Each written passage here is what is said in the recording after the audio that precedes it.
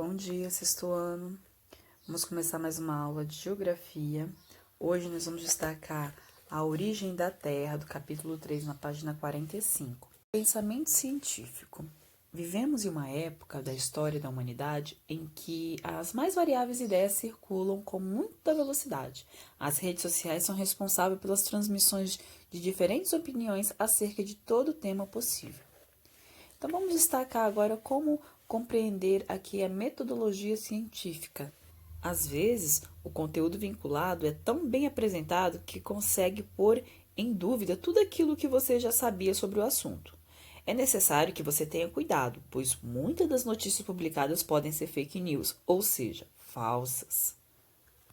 Compreender o que é ciência e como se desenvolve o pensamento científico será de extrema importância ao nos depararmos com informações nem sempre verdadeiras, mas que são vinculadas pelos meios de comunicação. O termo ciência que estamos nos referindo é todo o conhecimento humano que é organizado e procura entender os fenômenos naturais que nos cercam. Metodologia científica com base na observação, a anotação, formulação de hipóteses, experimentação e, por fim, a teoria. Essas são as regras que devemos seguir. Bom, sexto ano, neste capítulo, abordaremos a questão das origens a partir de duas correntes de pensamento, o criacionismo e o evolucionismo, que foram elaboradas com base em pesquisas científicas sobre o tema. Elas procuram explicar a origem do universo e da Terra a partir do ponto de vista distinto, ou seja, divergem acerca da origem dos eventos e do tempo necessário para a formação de cada elemento. O criacionismo defende a existência de um ser superior que planejou todas as etapas da construção do universo e tem na Bíblia referencial desses eventos.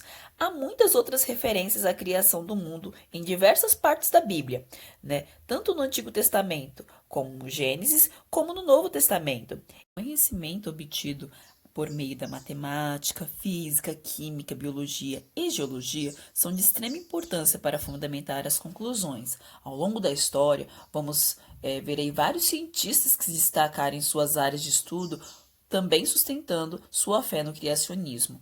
Isaac Newton, que entre tantos estudos propôs a lei da gravitação universal. Louis Pasteur, cientista francês que deixou grande contribuição para a medicina e química, criou a primeira vacina antirrábica e desenvolveu o processo de pasteurização. Dr. Rui Vieira, ex-professor da USP e do ITA, membro fundador da Academia de Ciências do Estado de São Paulo, consultor de planos das Nações Unidas para o Desenvolvimento Tecnológico e representante do MEC no Conselho da Agência Espacial Brasileira. Esses cientistas representam todos aqueles que, antes e depois deles, no Brasil ou no exterior, desenvolvem suas atividades como pesquisadores fundamentados no criacionismo bíblico. A origem da Terra sob o ponto de vista criacionista. No livro de Gênesis encontramos relatos que descrevem o processo da criação em etapas ocorridas em 6 dias literais, ou seja, 6 períodos de 24 horas. Com o objetivo de entender melhor os fatos que ocorreram no processo de criação da Terra, é possível dividir o período que se estende desde a criação até o dilúvio em 3 etapas. Primeira etapa corresponde ao período de formação da Terra, como descrito em Gênesis capítulo 1, versículo 1. Terminando no primeiro dia da criação, os criacionistas acreditam que na criação da Terra o universo já havia sido formado. Segunda etapa está relacionado aos outros dias dessa semana literal. No segundo dia, o Criador formou a atmosfera composta de diferentes tipos de gases, separando-os da porção líquida que predomina no globo terrestre. Assim foi criada uma camada de ar com características muito parecidas com as que existem hoje. Terceira etapa refere-se ao período mais estável da Terra, em termos geológicos, que se refere até o dilúvio. No decorrer desse período, a superfície da Terra se manteve sem alteração significativa.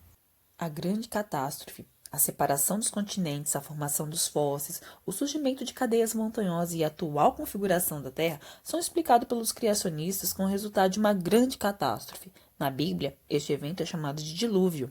A Bíblia relata que a Terra foi atingida por chuvas intensas. No entanto, essas precipitações não foram a única responsável por causa da grande inundação.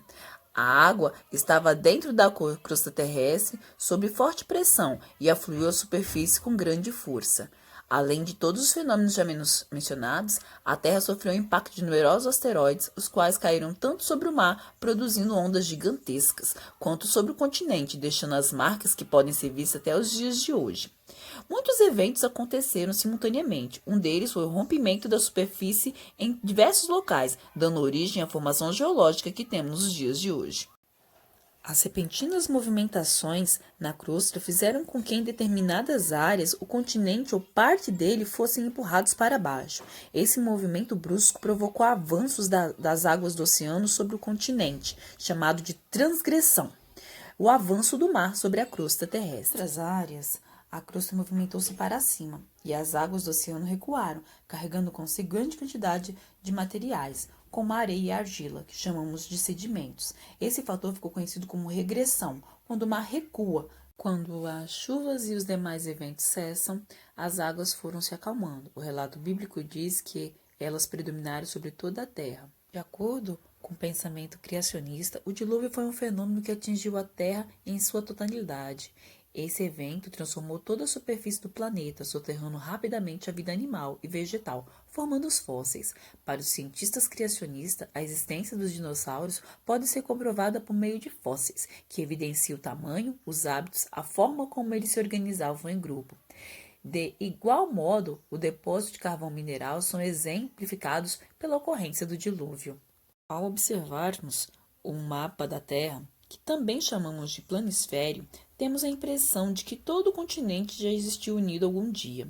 As evidências desse contorno foram observadas há muito tempo pelo geógrafo e cartólogo Abraham Ortelius, em 1595. Ele chamou a atenção para a união dos continentes em sua posterior separação, que para ele teria ocorrido em virtude de inundações e terremotos.